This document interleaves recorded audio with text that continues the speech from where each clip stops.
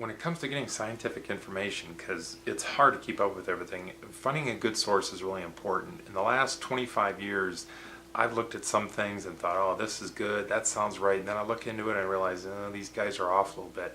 I do want to say right up front that the group of scientists that I've found to have incredible character and integrity is the Reasons to Believe group with Dr. Hugh Ross. So if any of you are really technically advanced as far as your understanding of biology in particular, or astrophysics, I would suggest that you go to their website, Reasons to Believe, and there's a whole lot more information that you can get from them.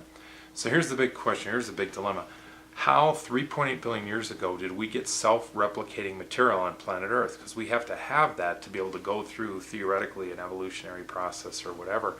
Here's the problem. A couple of years ago, some British scientists came out and said, we think we're closer to figuring out how we could get RNA to form. We've gotten way past the point we realize we can't get to DNA. First, we have to go through RNA or partial RNA. But these British scientists are saying that we subjected cytosine to radiation, it broke down and became uracil, and we think we're on the path to figuring out how we got RNA, but we're not any closer to where we were before, and here's why.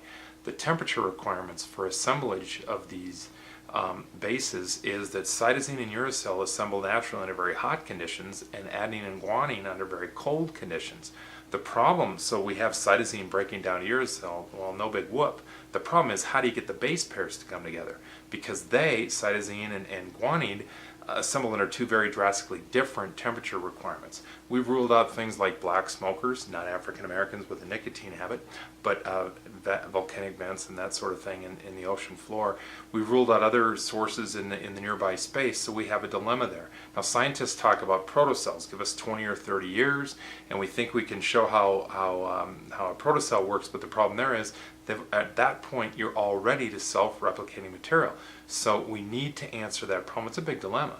Now, in addition to that, that's only part of the problem. We go back to the Urey-Miller experiments in the 1950s, which most scientists agree, ideal situations, we don't see that here on Earth. The latest problem with trying to get primordial soup to be substantiated is that we needed to have carbon monoxide on the planet. That's what the latest scientific findings are. We knew we had carbon dioxide, but we need carbon monoxide to get the prebiotics that we would have to form life. Well, we didn't have that. That doesn't look like the conditions initially on Earth. In addition to that, all the organic material that we find on the planet is postbiotic. We know this by studying kerogen tars and carbonaceous material.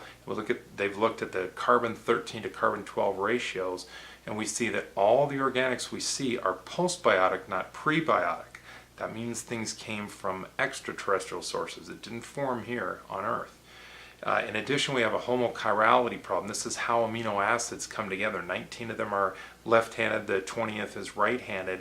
They have to be that way for us to be able to get an efficient production of life, and so we are not a homochiral planet, and it doesn't look like we were ever a homochiral planet. Bottom line, here's where we're at today.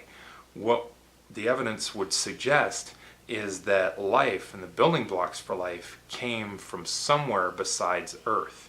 So in the next video on Origins of Life Dilemma 2, we're going to answer the question, so that extraterrestrial source, is it from within the universe, or is it from outside our space-time dimension?